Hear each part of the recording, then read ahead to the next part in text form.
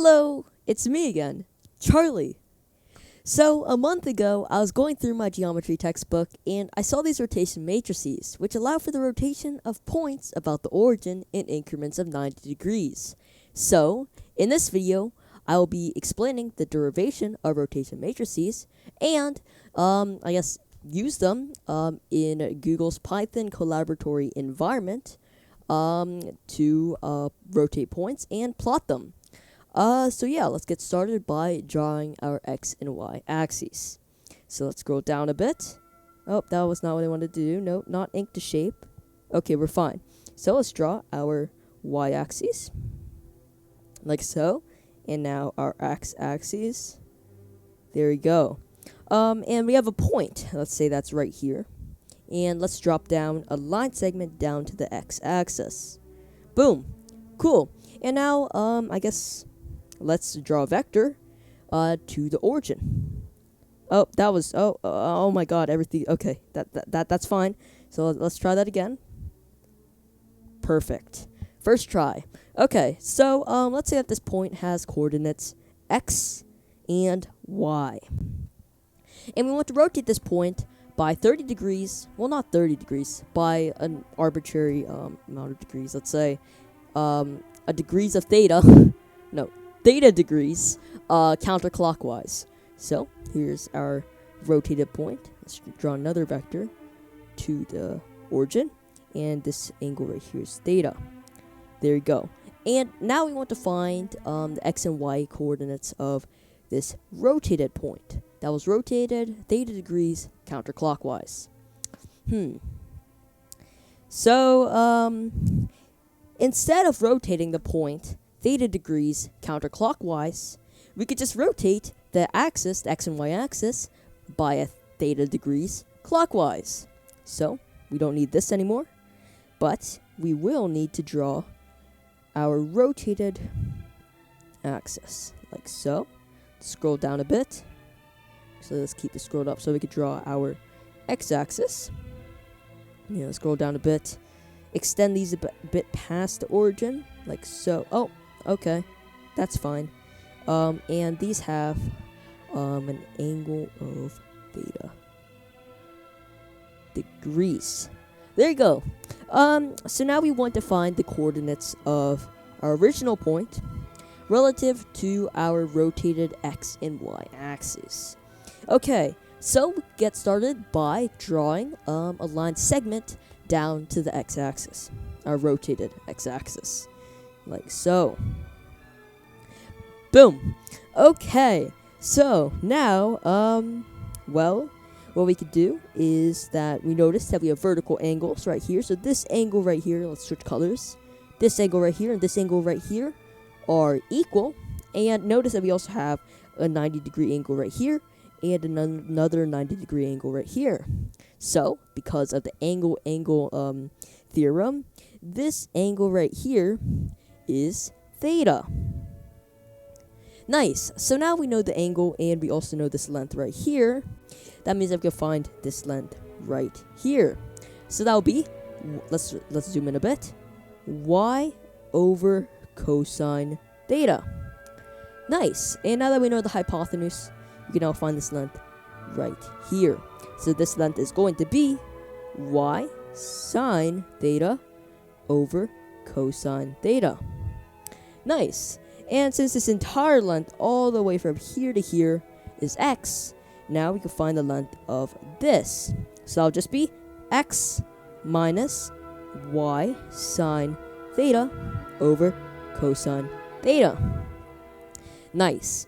So now we know the hypotenuse. That means that since we also know the angle too, we can find out what this is right here. And maybe we could call this, I overextended that just a tad bit. Let's try and redraw that right here. And that's going to be our, x coordinate of our rotated point. And we could call that maybe x prime. And that means that we could already find out our coordinate of our rotated point in the x coordinate. Okay, so x prime is going to be equal to x cosine theta minus y sine theta. Nice. So now we want to find the new y coordinate of this point right here relative to our rotated y-axis. So we could call this maybe, we could call this right here, we could call this maybe y prime, like so. And we already know this length right here. So that means that once we find this length, we now know y prime. So, okay, that was a very loud bang from upstairs. Okay, that's fine. So, we know the hypotenuse, and we also know the angle. So therefore, this right here must be x sine theta minus y sine squared theta over cosine theta. Cool. So now that we know this length right here and this length right here, y prime must be equal to the sum of them. So that would be x sine theta let's plus common denominator cosine theta, and we can factor out y. So y parentheses, and there's a y here, so 1 minus sine squared theta, and 1 minus sine squared theta is cosine squared theta. Cosine, oh my god, that was a bad S. Let me try that again and hope that we have better results. Cosine squared theta. Okay. And notice that we have a cosine squared theta in the numerator and a cosine theta in the denominator. So therefore, let's scroll back down. So y prime is going to be equal to x sine theta plus y cosine theta. Am I right? Okay, good. So now we got the rotation matrix if we want to rotate a point counterclockwise by theta degrees. So now let's write this down in matrix form. So we have, let's switch colors again. Let's say this pinkish color. So we have our new coordinates. So that's going to be x prime, y prime. This is going to be our coordinates after the, I guess, theta degrees rotation counterclockwise. And this is going to be equal to the rotation matrix, which is going to be a 2 by 2 matrix, times our original coordinates of our point, which are going to be x and y. Nice. So, x prime is going to be equal to x cosine theta minus y sine theta. So we have cosine theta and minus sine theta. And then y prime is going to be equal to x sine theta plus y cosine theta. So therefore we have sine theta and cosine theta. Now you might ask, Charlie, what's the benefit in doing this and writing it down and just doing this at all? Well, let's say that we have multiple points. Let's say that we have, I don't know, maybe 3 points, let's say. So we have x1, y1, x2, y2, x3, and y3. Nice, and we multiplied this by our rotation matrix. Copy and paste that down because why not? I'm just too high tech. Perfect. And then this is going to be equal to our rotated values. So that'll be x1 prime, y1 prime, x2 prime, y2 prime. Oh my god, what is my handwriting? Oh, it's fine. x3 prime and y3 prime. So that's the benefit with rotation matrices. So now let's I guess plot and rotate them out in Google's Python collaboratory environment. Collaboratory. So let's go over to the computer after taking a sip of orange juice, because why not? Okay, cool. So, oh wow, we're ready on collaboratory. That's so cool. So let's make sure that our webcam is recording. Okay, it is. Pretty cool. So, let's first start out by connecting to the runtime. Okay, so we're going to be doing numeric I cannot talk. Let me get another sip of orange juice.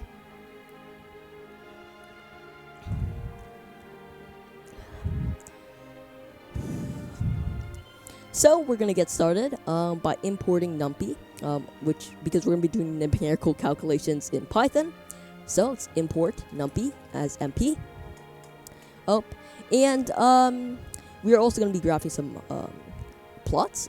So let's import plotly.graph objects as geo, not global but go. And now we're going to be making some subplots. So from plotly.subplots, import make subplots. Cool. And usually a light theme background for these plots hurts my eyes. So I guess let's have a dark theme. So let's import plotly.io as po. And po.templates.default is going to be equal to, let's say plotly_dark. Okay, now let's run this. And nice. Okay. So we need some points to plot. Why don't our points be arranged in a grid? And we need to get the x and y coordinates of these points. Well, we could get the row and column indices of elements of a matrix. So numpy.indices, and our dimensions are going to be, let's say, 5 rows and 4 columns. And let's take a look. Okay, so we have 2 arrays, the first one being our rows and the second one being our columns. Pretty cool. And we can assign these to maybe the variables, maybe y and x. Pretty cool. There we go. So now let's flatten out y. So y is going to be equal to y.flatten. And we could do the same with our x. So x is going to be equal to x.flatten. And now, I guess let's stack them up together. So let's say maybe our variable could be xy maybe. So xy is going to be equal to numpy.rowstack. That might be x and y. So let's take a look at what we got in xy, or our row stack. And there we go. So we have the coordinates of our 20 points. Pretty cool. So now that we got the coordinates of our 20 points, I guess let's get a rotation matrix to rotate them. So to do this, well, we could define a function. We could call this maybe rotmat, for short of rotation matrix. And this will be taking in maybe an amount of degrees or deg. Okay, and since Python, numpy sine and cosine only takes in radians, they do not allow you to use degrees. You cannot use degrees. So I guess let's make another variable. Let's say theta. And basically there are 180 degrees in 1 pi radians, So let's get our degrees, divide them by 180, multiplied by pi. And now we're going to be using the sine and cosine functions twice in our rotation matrix, so why not pre-calculate them now? So c is going to be equal to numpy.cosine theta, which are going to be our degrees in radians. Yeah. And then our sine, or s, is going to be equal to numpy.sine theta. And we want to return a numpy array. And we have a list, and our starting one is actually another list, and that's just going to be cosine and negative. Oh, what happened? That's fine. And negative sine. And our second list happens to be another list. Kind of crazy. And it's going to be sine and cosine. And there we go. So now we've got our rotation matrix all set up. And now let's try it out. So mat, and 30 degrees counterclockwise rotation. Let's see. Oh, nice. It actually works. Surprised. So we got our rotation matrix. So now let's apply this rotation matrix to, I guess, our 20 points that we found earlier. So maybe we could assign rot mat 30, or 30 degrees counterclockwise to the variable r. So maybe let's call our rotated xy values rxy. And we have a rotation matrix, and the matrix multiplication symbol is the @ sign, just like writing an email. except that that's not matrix multiplication, but that's fine. So we're just going to be rotating our xy values, and there we go. So now let's take a look at what's inside arcs y. So we have our 20 points rotated by our rotation matrix, which is 30 degrees counterclockwise. Okay, so now just to I guess make sure that we did not make a mistake and make sure that this works, why not we just plot it? So let's create a figure. So fig is going to be equal to make subplots, and let's say we want one row. So rows is going to be equal to 1, and we want 2 columns, one before our rotation matrix and the other one after, and yeah. So after that, let's add a trace, which is basically just adding a plot, and we want it to be a scatter plot, so go.scatter. There we go. So let's give it our x values. So x is going to be equal to, this is going to be our non-rotated points first, so that's just going to be xy, and we're going to get our first row, or index 0 of our xy variable, and now for our y coordinates, we are going to give it our xy, and our first row, not first, but second row of our row stack of our coordinates. Okay, so that's just going to be an index of 1, and we can put this into our first row. So row is going to be equal to 1, and our first column. Now, we could just copy and paste that down, and now we want to have our rotated points in our second column. So second column, like so, and rotated now. So in our rotated xy values, we want it to be index 0 or first row, and we could do the same with our y, except that we want it to be index 1 or the second row of our xy. Now, if we shift enter right now, you'll see that we have our plots, but they look a little bit funky, and that's because they're connected. But we could easily change that by setting our mode to markers, like so. So mode is going to be markers. Oh, we need the markers. There we go. And nice. So now we have our 2 plots, but notice that they are not square. 1. And 2, over here, you'll notice that there's actually some legends that are unnecessary for us right now. So let's get rid of them. So to do that, fig.update layout, like so. And we want to get rid of the legends first. So show legend is going to be equal to false. And we want our plots to be, I guess, square. So since we have 2 plots, we want our width to be 2 times of our height. So let's say that our width could be, I don't know, 1,000. So therefore our height will be 500. Now let's take a look. Okay, that looks a lot better. So now we don't have our legends, and also we have some square plots now. But notice that the x and y values are, I don't know, just not the same. But that's also the same for both of the plots, but we can fix that by updating. So fig.update the x-axis. So let's set the range to maybe, I don't know, maybe let's go from -6 to 6, and we can do the same for our y-axis, like so. So y-axis, there we go, and there we have it. We have our original 20 points, and then we have these 20 points arranged in a grid, rotated by 30 degrees counterclockwise. Now, let's say that we want our points to be rotated by 120 degrees clockwise. So we could go up here, and we could set our rotation matrix to -120 instead. So that would be 120 degrees clockwise. So shift enter, and there we go. So now we have our 20 points arranged in a grid, rotated by 120 degrees clockwise. Now you might ask, Charlie, why did you choose to use just points? Well, pictures are actually comprised of pixels.